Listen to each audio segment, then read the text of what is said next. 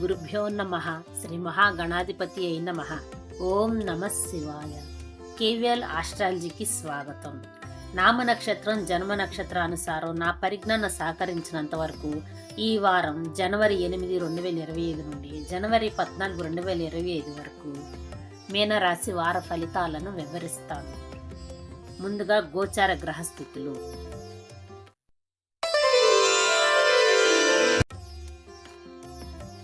వృషభంలో గురువు, కర్కాటకంలో కుజుడు, కన్యలో కేతువు, వృశ్చికంలో బుధుడు, ధనస్సులో రవి, కుంభంలో శుక్రుడు, శని భగవానులు, మీనంలో రాహువు. మీనరాశి వార ఫలితాలు.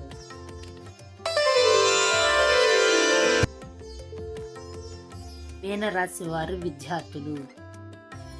మంచి ప్లానింగ్తో తెలివిగా చదువుతారు. వీరికి విద్య పట్ల ఆసక్తి ఎక్కువగా ఉంటుంది. వీరికి క్రియేటివిటీ చాలా అద్భుతంగా ఉంటుంది. లాజిక్గా మాట్లాడతారు. ఎటువంటి విషయాల పట్లైనా నిగూఢంగా ఉన్న విషయాలను బయటికి తీయాలని ఆలోచిస్తారు. ఎదుటివారు చెప్పే మాటల పట్ల జాగ్రత్తగా ఉండాలి. మీరు మోసపోయే అవకాశాలు ఉన్నాయి. మే 15 వరకు జాగ్రత్తగా ఉండండి. ఎట్లాంటి విషయాలనైనా వీరు పరిష్కరించగలుగుతారు. ఏకాంతంగా నివసించడం అంటే ఇష్టపడతారు.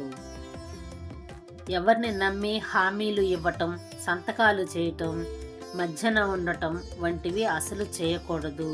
లిటిగేషన్లో పడిపోయే అవకాశాలు చాలా ఎక్కువగా ఉన్నాయి.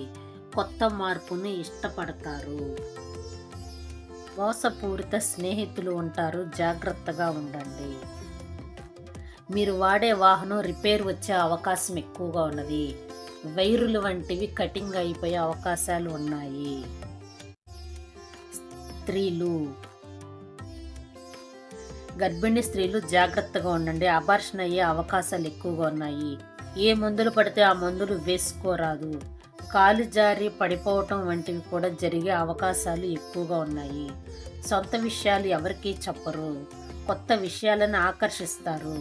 ఎవరితోనూ రాజీ పడే మనస్తత్వం కలిగి ఉండరు. వీరు అనుకున్న టార్గెట్ ముందుగా రీచ్ అవ్వాలనే కోరిక ఎక్కువగా ఉంటుంది. వాటి పట్ల శ్రద్ధ వహిస్తారు. తల్లిగారి పట్ల ప్రేమ ఎక్కువగా ఉంటుంది. వివాహం చేసుకోబోయే వారికి వివాహానంతరం కలిసి వస్తుంది. అనుకూలవంతమైన భాగస్వామి వచ్చే అవకాశం ఉంది. జీవిత భాగస్వామి తప్పనిసరిగా ఉద్యోగం చేసేవారే అవుతారు. మీరు జీవిత భాగస్వామి పట్ల కానీ వ్యాపారం పట్ల కానీ ఎక్కువగా ఎమోషను, ఆపేక్ష, ప్రేమ ఏది పెంచుకోవద్దు. మే 19 వరకు కూడా ఈ విషయాల్లో మీరు కొంచెం జాగ్రత్తగా ఉండండి. వీరి వల్ల మీరు మానసికంగా కుంగిపోయే అవకాశాలు ఎక్కువగా ఉన్నాయి. ఆహారం, ఎక్కువగా చల్లని పదార్థాలు తీసుకుంటారు. మరియు మీరు ఉద్యోగరీత్యా, వ్యాపార రీత్యా ఏదైనా క్యాంపుకి వెళ్ళవలసి వచ్చినప్పుడు అక్కడ తీసుకునే ఆహారం స్పైసీగా ఉండే ఆహార పదార్థాలను తీసుకోవాల్సి వస్తుంది. ఆ విషయంలో కొంచెం జాగ్రత్తగా ఉండండి. ఆరోగ్యం, కాళ్లకు సంబంధించి, పాదాలు, జాయింట్లకు సంబంధించిన సమస్యలు వచ్చే అవకాశం ఉంది. అజీర్ణం ఉండే అవకాశం ఎక్కువగా ఉంది.